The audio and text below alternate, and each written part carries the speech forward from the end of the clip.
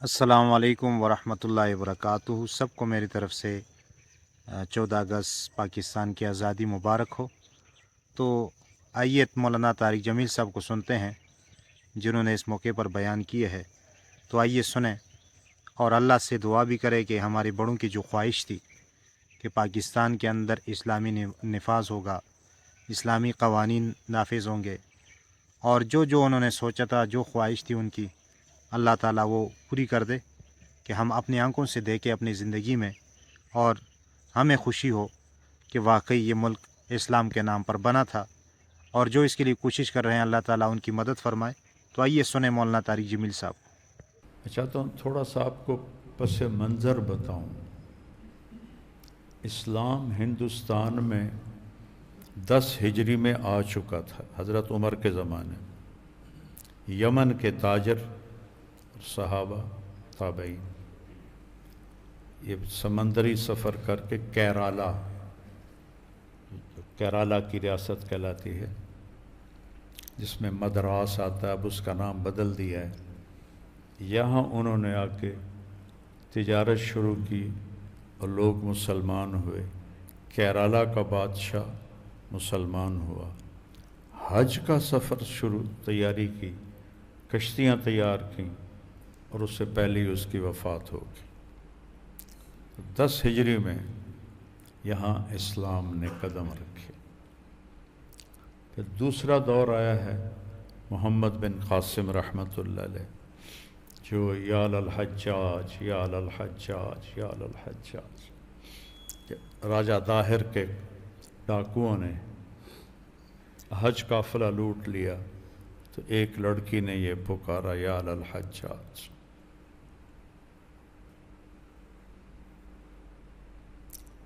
تو حجاج کیسا تھا، ساری تاریخ بھری پڑی، لیکن جب اس تک یہ بات پہنچی تو اس ایک دم کھڑا ہو گیا، لبیک یا اختی، لبیک یا اختی، لبیک یا اختی، اور قسم اٹھائی، میں چارپائی پہ سوؤں گا نہ بیوی کے پاس جاؤں گا جب تک اس بچی کو آزاد نہیں کرواؤں۔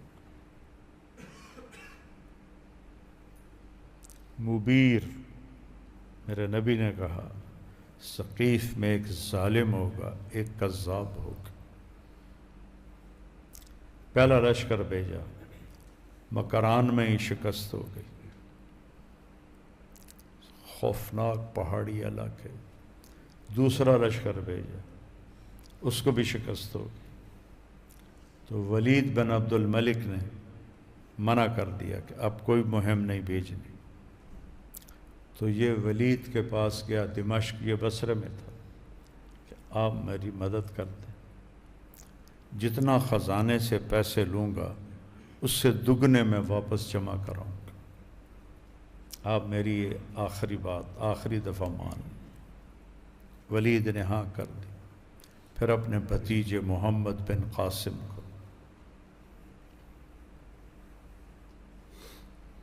اور داماد بھی تھے، محمد بن قاسم حجاج کے داماد بھی تھے، ان کی بیوی کا نام تھا زبیدہ، 17 سال کی عمر میں بھیجا، اور مسلسل پیچھے ہدایات جاری کرتے رہے۔ اللہ نے ان کو فتح بخشی، دیبل فتح ہوا، سکھر روڑی فتح ہوا، پھر ملتان فتح ہوا۔ ملتان تک اسلامی سلطنت 92 ہجری میں قائم ہو گئی تھی، 92 ہجری میں۔ پھر پیچھے ولید مر کے سلیمان بنا۔ سلیمان کو حجاج سے بڑی نفرت تھی، حجاج چاہتا تھا سلیمان کو ہٹا کر ولید کے بیٹے کو خلیفہ بنایا جائے، یہ اس کے اندر بغض تھا، تو انتقام تو حجاج سے لینا چاہتا تھا۔ حجاج پہلے مر گیا سلیمان کے خلیفہ بننے سے، ولید کے زمانے میں۔ تو جب سلیمان خلیفہ بنا، تو اس نے بدلہ اس کے بھتیجے سے لیا۔ محمد بن قاسم آگے پیش قدمی کے لیے تیار تھا، آگے جانے کے لیے، پیچھے قاصد آ گیا کہ آپ کو معزول کیا جاتا ہے، آپ واپس آئے۔ تو لوگوں کو پتہ تھا، جب یہ آیا تھا تو 12,000 فوجی اس کے ساتھ، جب یہ ملتان پہنچا تو 1,00,000 فوج تیار ہو چکی تھی، مقامی ہندوؤں کی، مسلمان ہو کر، اور جو مسلمان نہیں ہوئے انہوں نے اس کے بت بنا کے پوجا کی۔ اتنے رحم دل اور انصاف والا تھا۔ 17 سال کی عمر میں گیا تھا، 21 سال 22 سال میں اس کو واپس بلا لیا گیا، اور اسے واسط کا گورنر تھا، واسط ایک شہر ہے، اس کے بھائی کو حجاج نے قتل کیا تھا، تو سلیمان نے اس کو واسط کے گورنر کے حوالے کر دیا، اس نے اسے قتل کر دیا۔ مقتل کی طرف جب لے جا رہے تھے تو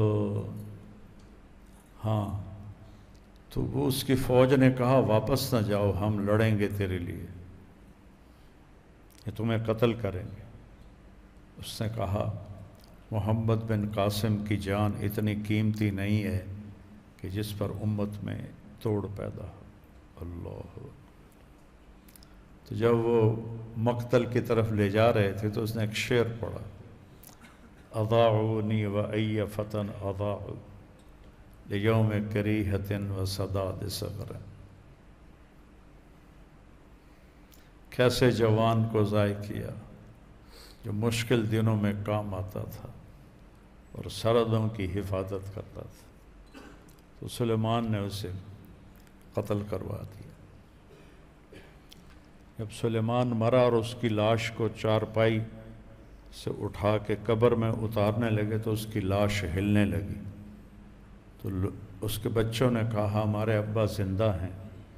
حضرت عمر بن عبدالعزیز نے فرمایا زندہ نہیں ہیں، بل عجل اللہ بالعقوبہ، اللہ نے عذاب قبر جلدی بھیج دیا ہے۔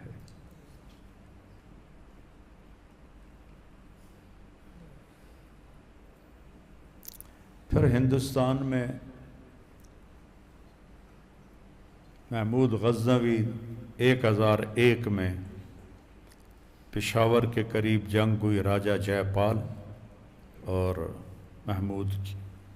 جے پال کی فوج میں 300 ہاتھی تھے، پھر بھی شکست ہو گئی۔ آنند پال کا بیٹا تھا یہ۔ آنند پال کو سبکتگین نے شکستیں دیں جو محمود کا باپ تھا۔ یہ ایک غلام تھا اور سپاہی تھا۔ ایک دن شکار کے لیے گیا تو ایک ہرنی کا بچہ اس نے پکڑ لیا، اس کو پکڑ کے اس نے اپنے آگے ڈال لیا اور چل پڑا۔ تو پیچھے سے اس کو آہٹ سنائی دی، اس نے ایسے مڑ کے دیکھا تو بچے کی ماں پیچھے پیچھے آ رہی تھی۔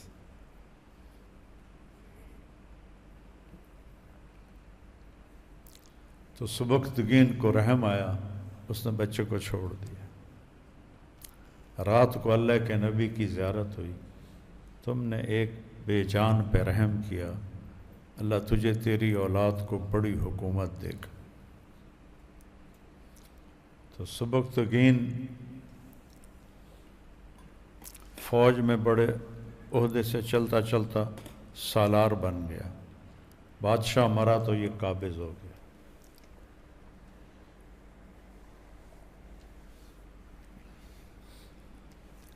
اس کا بیٹا پھر محمود بنا، جس کو سلطان کا لقب ملا اسلامی تاریخ میں پہلی دفعہ عباسی سلطنت کی طرف سے۔ تو اس نے 17 حملے کیے، آخری حملہ 1027 میں، پہلا حملہ 1001 میں۔ آخری حملہ اس کا سومنات پر تھا۔ سومنات اس وقت سب سے بڑا مندر اور معبد تھا، اس میں شیو کا بت تھا، تو وہ ایسے کمرے میں معلق تھا، ایسی مقناطیس انہوں نے چاروں طرف اس کے لگائے تھے کہ وہ اس کو فضا میں کھڑا رکھتے تھے، ایسے زمین پہ نہیں تھا، فضا۔ اسی کو دیکھ کر وہ سارے کہتے تھے یہی تو ہمارا بھگوان ہے۔ اور پھر سمندر کے کنارے تھا، اور چاند کی مد و جزر سے پانی گھٹتا اور بڑھتا ہے۔ 14ویں کی رات کو پانی زور پر ہوتا ہے، تو وہ اس زور سے آتا تھا کہ وہ کمرہ سارا سمندر کے پانی سے بھر جاتا تھا۔ تو ہندوستان کے بڑے بڑے لوگ اپنی بیٹیاں وہاں، جیسے یہاں پادریوں کے یہاں ننز ہوتی ہیں جو شادی نہیں کرتی ہیں، ایسے لڑکیاں وہاں بھیجتے تھے جو وہاں دیوداسیاں ہوتی تھیں اس کی خدمت کے لیے۔ پھر ان کے ساتھ جو وہاں کے ہوتے تھے پنڈت، وہ بھی شادی نہیں کرتے تھے، تو ان میں زنا عام تھا۔ پھر جو بڑا پنڈت، پروہت اس کو کہتے تھے، ان ساریوں کو کا رقص کرواتا تھا، اس میں سے جو پسند آتی تھی وہ اس کی دیوداسی بن جاتی تھی، اور جب تک اس کا دل نہیں بھرتا تھا وہ سب کی شہزادی ہوتی تھی۔ جب دل بھر جاتا تھا تو رات کو کشتی میں بٹھا کے اس کے جو نوکر تھے اس سمندر میں اس کو ڈبو کے آ جاتے تھے، اور اگلے دن اعلان ہوتا تھا کہ فلاں دیوداسی بھگوان کے چرنوں میں چلی گئی۔ اور بعض اوقات ایک ہی رات میں وہ اس کو اچھی نہیں لگتی تھی تو اگلی رات ہی اس کو مروا دیتا تھا سمندر میں ڈال کے۔ تو اس طرح کا وہ حال تھا اس کا۔ تو محمود نے اس سے فتح کیا، تو اس کے پنڈتوں نے کہا کہ یہ بت نہ توڑو، جتنا سونا چاندی لینا ہے لے لو۔ تو وہ سوچ میں پڑ گیا۔ رات کو خواب میں دیکھا، آواز آ رہی ہے، محمود بت فروش کدھر ہے؟ محمود بت فروش کدھر ہے؟ صبح اٹھتے اس نے اپنا کلہاڑا اٹھایا۔ محمود کی تلوار کو عام آدمی نہیں اٹھا سکتے تھے، اتنی وزنی ہوتی تھی، تو نے ایک ہی کلہاڑے سے اس کے 2 ٹکڑے کر دیے، اور اس میں سے اتنا زیورات ہیرے نکلے جتنے وہ پنڈت پیش کر رہے تھے اس سے ہزاروں گنا زیادہ تھے۔ پھر اس کے ٹکڑے کر کے اس نے مدینہ منورہ بھیجے، اور مدینہ منورہ مسجد نبوی کی سیڑھیوں پر وہ اس کے بت کے ٹکڑے لگائے گئے، اور غزنی بھی لے گیا۔ تو لیکن اس نے حکومت قائم نہیں کی، اور مطلب سمجھ میں نہیں آتی، دعوت کا سلسلہ بھی نہیں بنایا۔ واپسی پر وہ اس سندھ کے راستے سے ملتان کے قریب سے گزرا تو یہاں قرامطہ کی حکومت تھی۔ حسین بن قرمط کہتے ہیں ٹیڑھی پنڈلی والا، یہ اسماعیلی شیعہ تھے، تو ان میں سے ان کا ایک یہ سردار بنا، ان کا امام بنا۔ اس نے ساری نمازیں ختم، شراب حلال، مسلمان کو قتل کرنا حلال، اور سور حلال، اور اس طرح کا۔ اس کرامتہ نے وہ تباہی مچائی ہے جس کی کوئی حد کوئی نہیں۔ انہوں نے اسے بڑا تنگ کیا، تو اس وقت وہ چلا گیا۔ پھر آخری حملہ اس نے ملتان پہ کیا، 17واں، اس میں تلمبے اس نے پڑاؤ ڈالا اور کچھ نہیں کہا، سب ملتان پہ جا کے کرامتہ کو، وہ تو مسلمان ہی نہیں تھے۔ پھر 1191 میں شہاب الدین غوری نے پرتھوی راج پہ حملہ کیا اس کو دعوت دینے کے لیے، اس میں اس کو شکست ہو گئی اور بہت بری طرح زخمی ہوا، اور ایک غلام نے اس کو پیچھے سے پکڑ کے باہر نکالا، تو لشکر اس کا بھاگ گیا۔ تو اس نے پھر 1 سال تیاری کی اور 1192 میں دوبارہ پرتھوی راج پہ حملہ کیا اور اس کو شکست ہوئی، اور پھر پرتھوی راج جو تھا وہ گرفتار ہوا اور اس نے اسے اسلام کی دعوت دی، اس نے قبول نہیں کی، اسے قتل کر دیا۔ تو سب سے پہلی اسلامی حکومت جو قائم ہوئی وہ شہاب الدین غوری نے کی۔ شہاب الدین غوری آئے ہیں غزنویوں کے بعد۔ اس کے بڑے بھائی کا نام تھا علاء الدین جہاں سوز، دنیا کو آگ لگانے والا۔ اس کمبخت نے غزنویوں سے بدلہ لینے کے لیے، اس وقت غزنی سلطنت محمود کے بیٹے تھے مودود مسعود، وہ آپس میں لڑ لڑ لڑ لڑ کمزور ہو گئے تھے، تو اس نے غزنی پہ حملہ کیا اور پورے غزنی کو آگ لگا دی، سب بشر جانور جلا کے رکھ دی۔ تو اس کا بھائی تھا شہاب الدین غوری، یہ اس سے بالکل الٹ تھا، تو اس نے یہاں آ کے باقاعدہ حکومت قائم کی۔ اس کی اپنی اولاد نہیں تھی، تو اس نے اپنے ایک غلام کو قطب الدین ایبک کو 1260 میں لاہور کا حکمران بنایا۔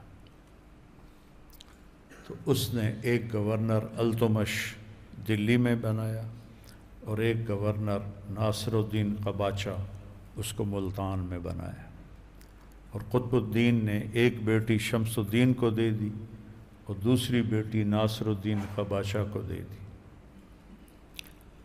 قطب الدین بہت زبردست بادشاہ تھا،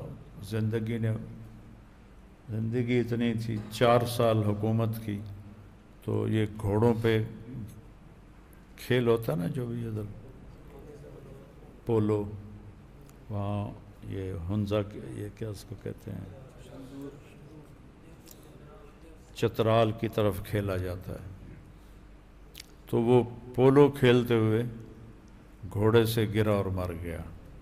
میں جب لاہور پڑھتا تھا تو اس کی قبر انارکلی کے بازار کے پیچھے ایک گلی تھی، وہاں سے کبھی گزر ہوتا تھا تو پورے محلے کا کوڑا کرکٹ اس کی قبر پہ پھینکا جاتا تھا۔ کو تھوڑی بہت تاریخ پڑھی تھی تو بڑا دکھ ہوتا تھا۔ پھر اللہ ضیاء الحق کی بخشش کرے، اس نے وہ سارا محلہ گرا دیا اور اس کا بڑا خوبصورت وہاں اس نے مقبرہ تیار کیا ہے۔ تو ناصر الدین بے وقوف تھا، وہ التمش سے لڑائیوں میں پھنس گیا، تو ہر جگہ اسے شکست ہوئی۔ اس کو خاندان غلامہ کہتے ہیں، کہ پہلے قطب الدین ایبک، پھر شمس الدین التمش،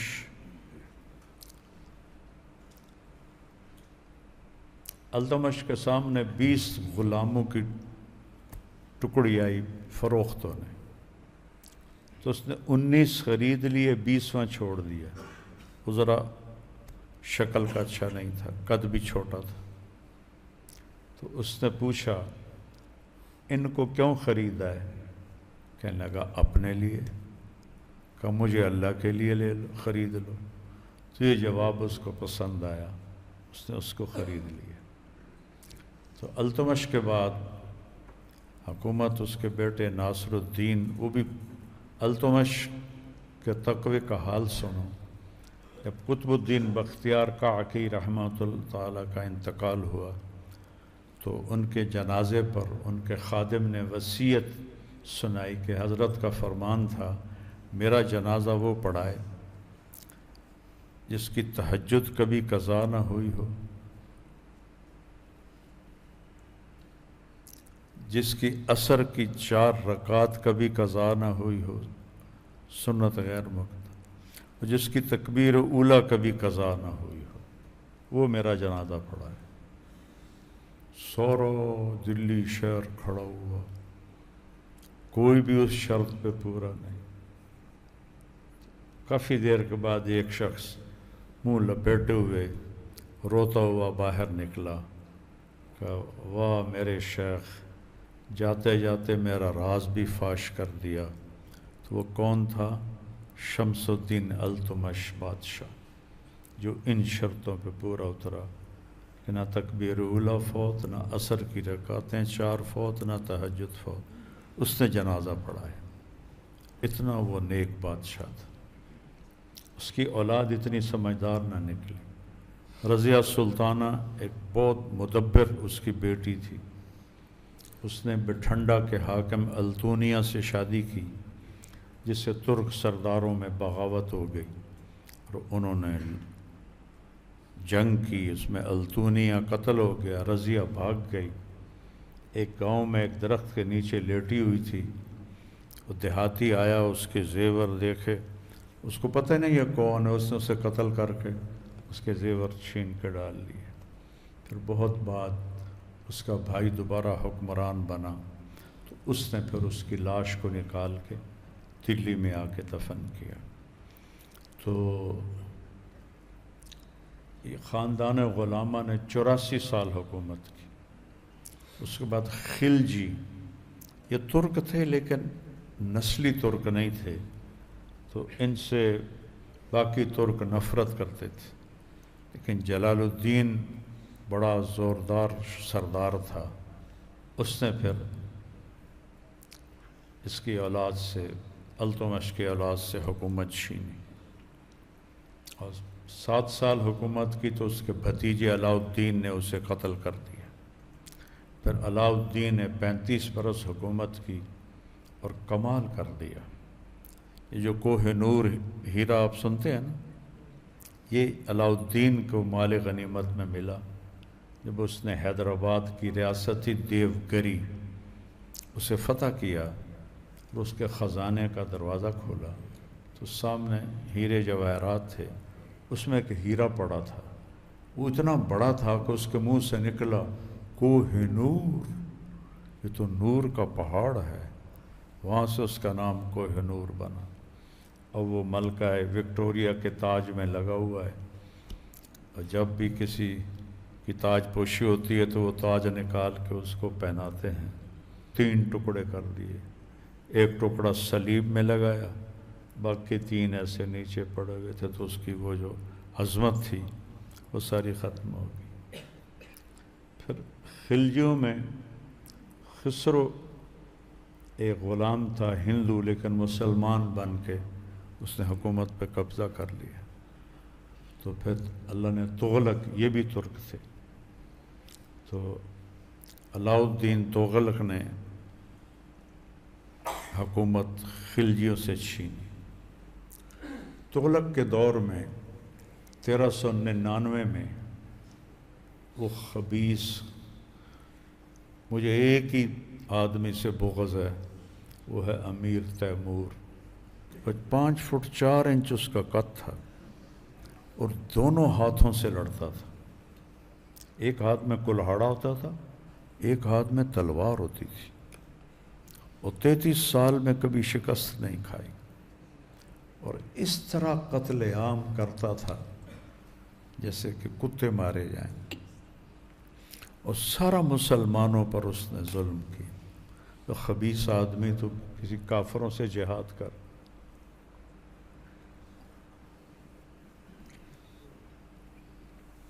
تو اس نے چین پہ حملہ کرنا تھا، اس کے لیے پیسہ چاہیے۔ پیسہ کہاں ہے؟ پیسہ ہندوستان میں ہے۔ وہاں سے چلا 1399 میں 98 میں تلمبے کا بیڑا غرق کر دیا خبیث نے۔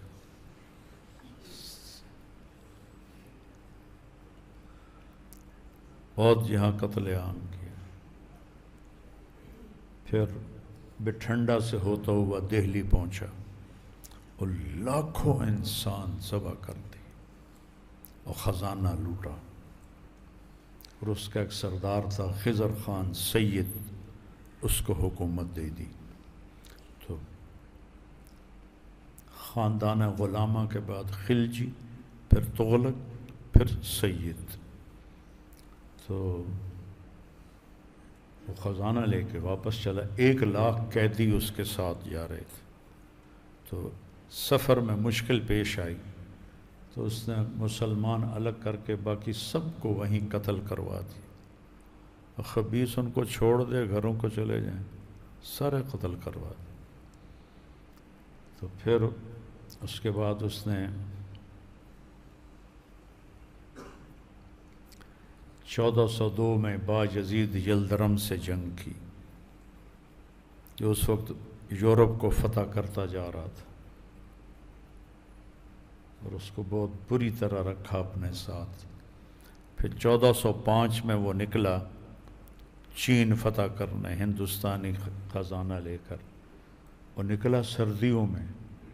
بلا تھی وہ کہ سردیوں میں باقی ملکوں کو ہوگا کہ سردیوں میں کون حملہ کرتا ہے، برف باری کے ملک تھے. سردیوں میں نکلا، راستے میں سردی لگ گئی، 72 سال عمر ہو گئی تھی، نظر بھی کم آتا تھا.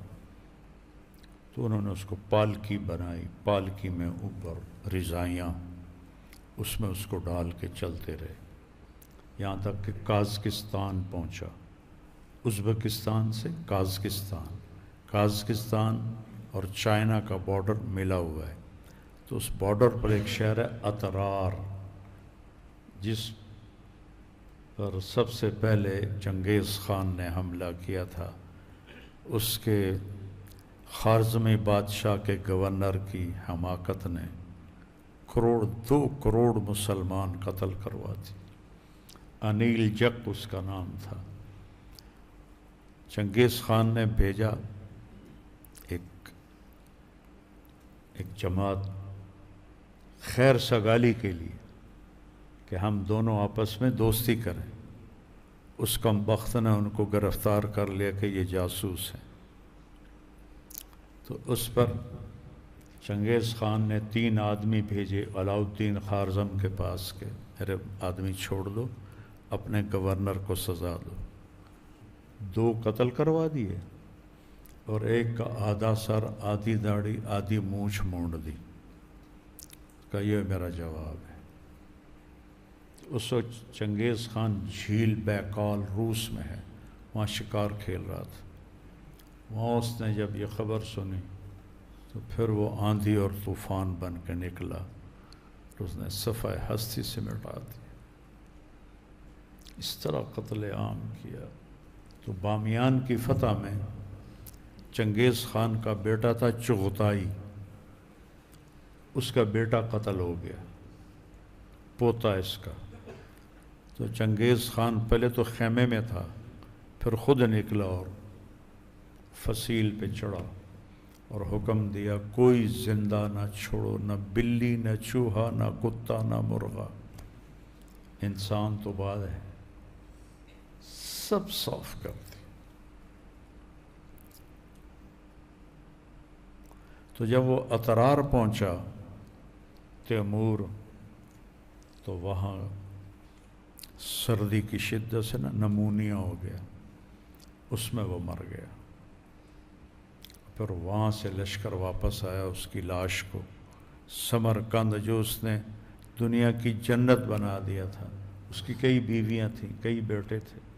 تو ایک بیگم نے وزیروں سرداروں کو ملا کر شہر پہ قبضہ کر لیا، دروازے بند کر دیے. تیمور کی لاش سمرقند میں داخل نہیں ہو سکی، باہر دفن کیا اس کا وقت کا.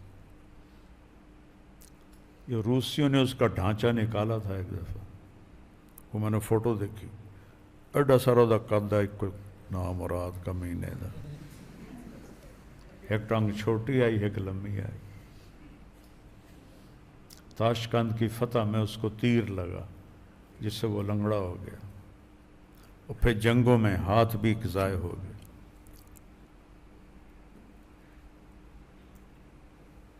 جب اس نے حملہ کیا با یزید پر، تو اس کے آنے سے پہلے ایک شہر اس نے فتح کیا، تو 5000 سپاہیوں کو زندہ دفن کروا دیا، زندہ دفن کروا دیا. سادات سے پھر جو آخری تھے ان کے حکمران، انہوں نے خود ہی حکومت بہلول لودھی کو دے دی، تو پٹھانوں میں حکومت چلی گئی پہلی دفعہ ہندوستان۔ بہلول کا بیٹا تھا سکندر، بہت نیک، بہت قابل، بڑی خوبصورت حکومت کی۔ سکندر کے زمانے میں 1498 میں واسکو ڈی گاما پرتگال سے آیا اور اس نے کیرالا میں اپنے چھاونیاں قائم کی۔ وہ کچھ درندے تھے خبیث، نہ ایمان تھا نہ انسانیت تھی۔ راستے میں چونکہ بحری طاقت ان کے پاس تھی، ہمارے بادشاہ بیوقوف بنے رہے، انہوں نے بحری طاقت بنائی کوئی نہیں، تو وہ بہت قتل عام اس راستے میں حاجیوں کے بحری جہاز اس نے لوٹے، ان کو قتل کیا، ایک بھی زندہ نہ چھوڑا۔ پھر وہ واسکو ڈی گاما وائسرائے بن کے آیا تو یہیں مر گیا۔ پھر وہ پرتگال والے اس کی لاش کو نکال کر لے گئے تھے اور لزبن جو ان کا دارالحکومت ہے وہاں اس کو دفن کیا تھا۔ تو ابراہیم لودھی آخری بادشاہ تھا پٹھانوں کا، 3 بادشاہ ہیں۔ اس کے زمانے میں پھر بابر آیا اور 1524 عیسوی میں پانی پت کے مقام پر پہلی لڑائی ہوئی۔ اس کی فوج 12,000 تھی بابر کی، ابراہیم کی 1,00,000 تھی، اور پھر بھی ابراہیم کو شکست ہوئی، قتل ہوا۔ اس نے بڑے عزت سے اس کو وہاں جنازہ کفن دفن کیا۔ جب اس کا خزانے کو کھولا تو کہنے لگا اب پتہ چلا کہ ابراہیم کو شکست کیوں ہوئی۔ ابراہیم لالچی تھا، تو وہ خرچ نہیں کرتا تھا اپنے فوج پر، اور بابر کچھ روکتا نہیں تھا، سب فوج پہ خرچ کر دیتا تھا۔ تو اس کے سپاہی دل کے ساتھ اس کے ساتھ، ابراہیم کے سپاہی بس پھنسے پھنسائے لڑ رہے تھے، تو 12,000 سے 1,00,000 کو شکست دی اس نے۔ پھر 1524 میں مغلیہ سلطنت چلی اور 1857 میں جا کر وہ ختم ہوئی۔ انگریز آیا 1600 عیسوی میں تجارتی پرمٹ لے کر ملکہ وکٹوریہ سے، اور 1605 میں جہانگیر بادشاہ بنا اور اکبر کا انتقال ہوا۔ تو اس سے انہوں نے تحریری جہانگیر کے سر میں درد ہوتا تھا، انہوں نے اس کا علاج کیا، وہ ٹھیک ہو گیا۔ انہوں نے کہا مانگو کیا مانگتے ہو؟ کہا ہمیں یہاں کالونیاں بنانے کی اجازت دو۔ کہا اجازت۔ تو اس کا ایک وزیر تھا، اس نے کہا مجھے یہ مکار لوگ نظر آتے ہیں، ان کو اجازت نہ دو۔ تو اس وقت مغلیہ سلطنت عروج، کہ یہ کیا ہے، ان کی حیثیت کیا ہے، کیا پدی کا شور، ان سے ہمیں کیا خوف ہے۔ تو وہاں انہوں نے کالونیاں بنائیں۔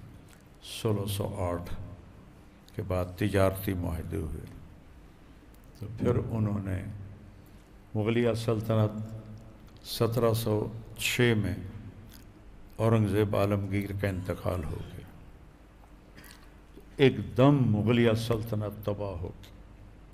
اورنگزیب عالمگیر رحمۃ اللہ علیہ بڑے ولی اللہ، بہت نیک بادشاہ، ایک سیاسی غلطی ہوئی، انہوں نے دلی کو چھوڑ کے دکن چلے گئے۔ 2 ریاستیں تھیں شیعہ، ایک بیجاپور ایک گولکنڈہ، انہیں فتح کرنا تھا، اور مراٹھے وہاں بہت طاقت پکڑ گئے تھے، جن کو اب مرہٹے کہتے ہیں، مراٹھے، ان کو مٹانے کے لیے خود چلا گیا، چھوڑ دیا،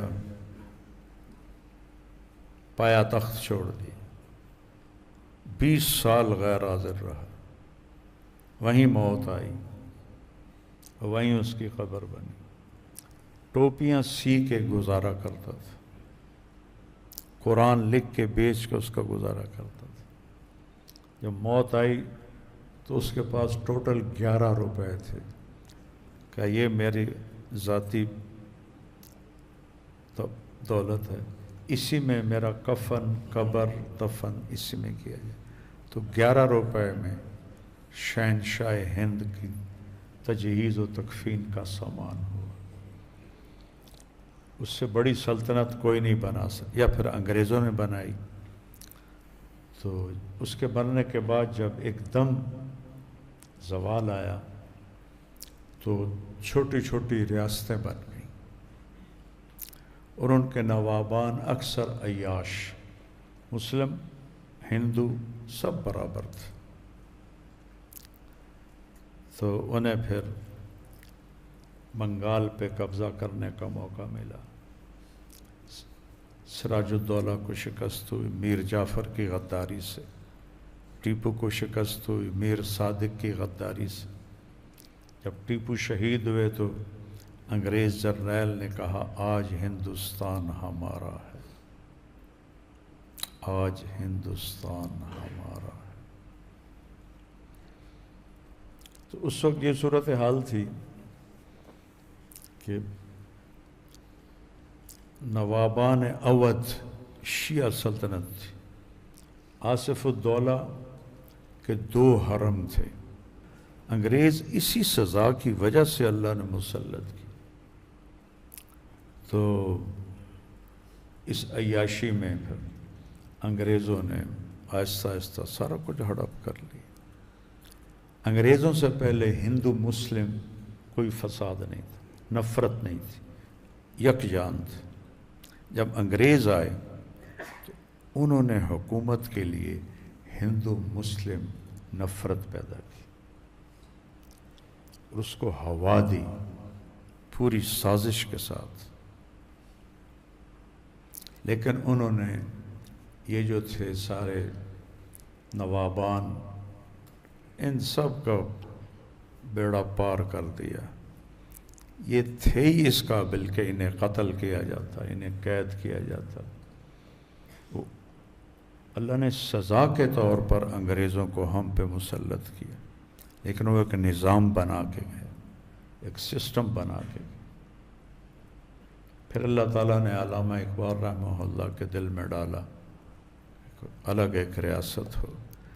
چونکہ اختیار گوروں کے ہاتھ میں تھا، وہ ان کا چاہا تو پورا نہیں کر سکتے تھے، تو انہوں نے تقسیم ایسی کی کہ مسلمان 3 حصوں میں تقسیم ہو گئے۔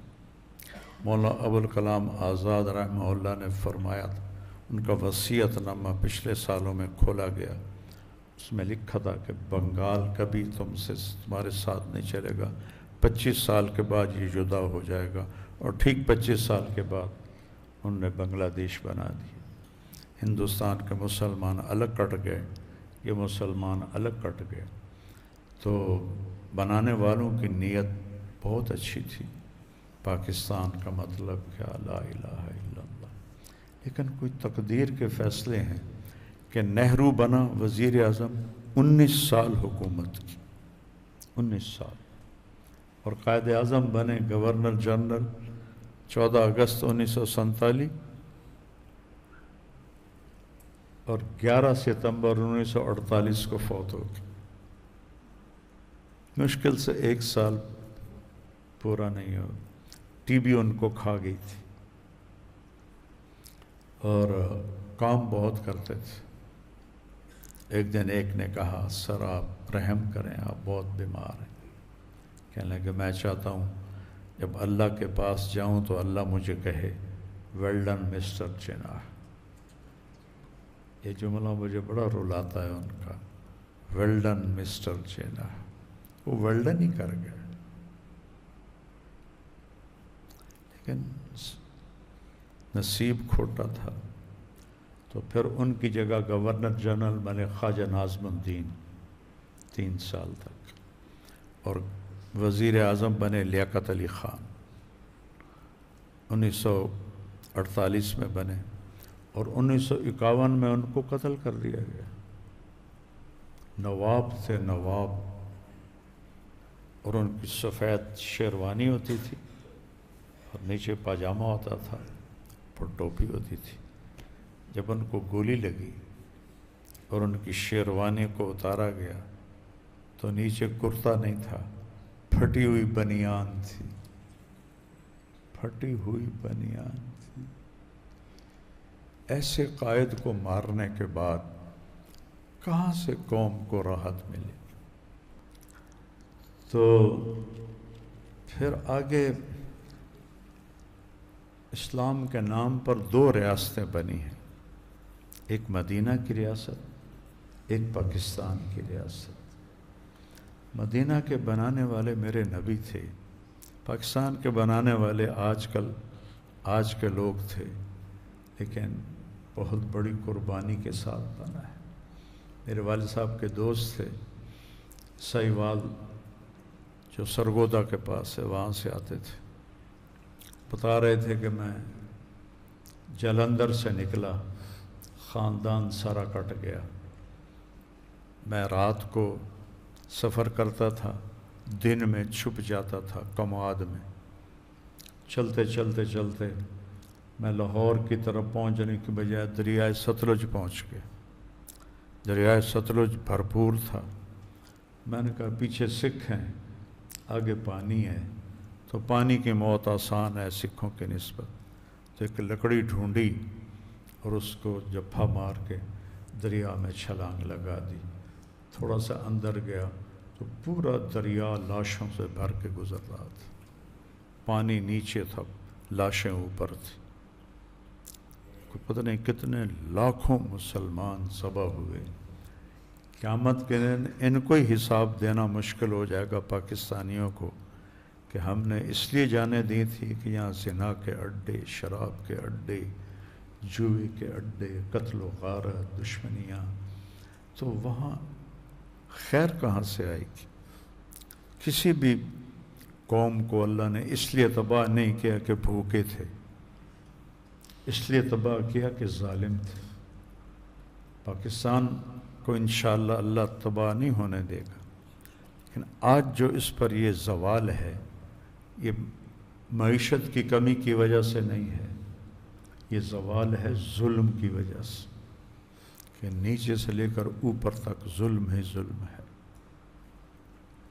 ہم صرف حکمرانوں کو برا بھلا کہتے ہیں، حکمران تو اتنے سے ہیں، باقی 25 کروڑ جو لوگ ہیں، کوئی سچا دکھاؤ، کوئی انصاف والا دکھاؤ، کوئی محبت کرنے والا دکھاؤ۔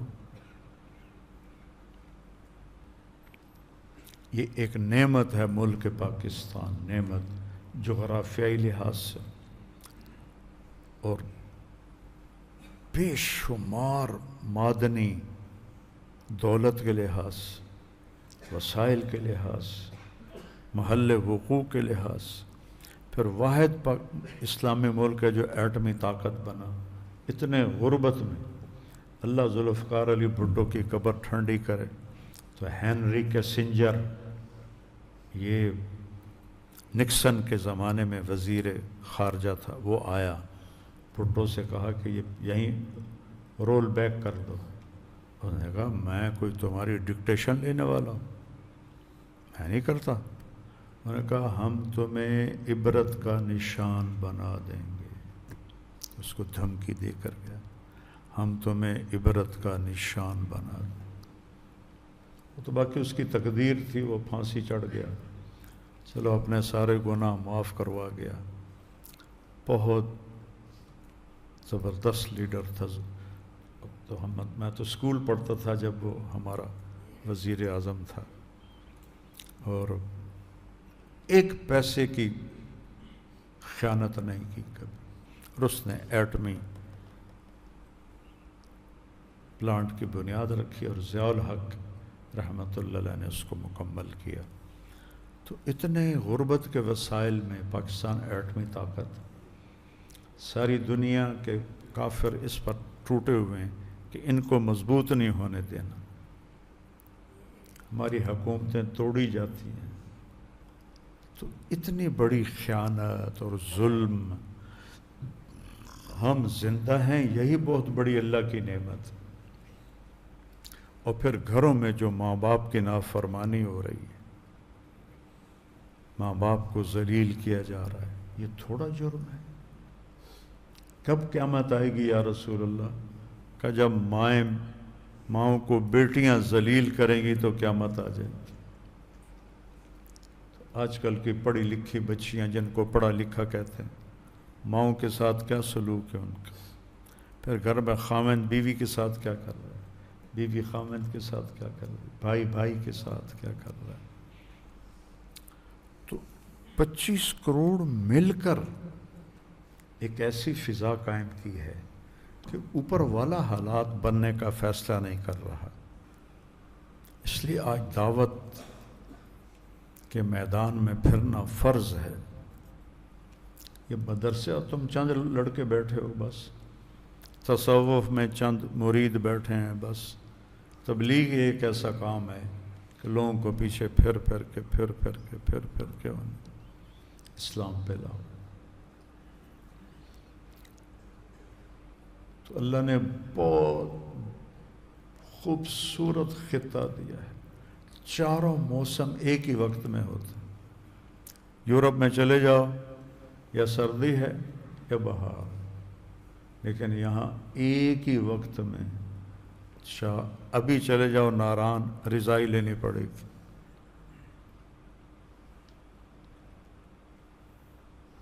اور دسمبر میں سبھی چلے جاؤ تو پنکھے چلانے پڑیں. گرمی بھی ہے، سردی بھی ہے، بہار بھی ہے، خزاں بھی ہے. زمین اتنی عالی شان ہے. میں تو ذمہ دار ہوں، سونا اگلتی ہے. اپنے آپ کو دیکھو. تم طالب علم ہو کر جھوٹ نہیں چھوڑ سکتے ہو تو میں بازار والے سے کیسے توقع رکھوں؟ غیبت نہیں چھوڑتے ہو، بغض نہیں چھوڑتے ہو، اور جو اخلاقی تباہیاں آئی ہوئی ہیں مکاتب میں، مدارس میں. ایک دفعہ موسیٰ علیہ السلام نے پوچھا، یا اللہ، فرعون تو خدائی کا دعویٰ کرتا تھا، تو نے اس کو اتنی لمبی حکومت کیوں دی؟ فرمایا عدل کرتا تھا اپنی رعایا میں. جب وہ موسیٰ علیہ السلام کی پیش گوئی سنی تو پھر وہ ظالم بنا، ورنہ رعایا میں عدل کرتا تھا. عدل تو خدائی کے دعوے کرنے والوں کو بھی اتنی مہلت دے دیتا ہے.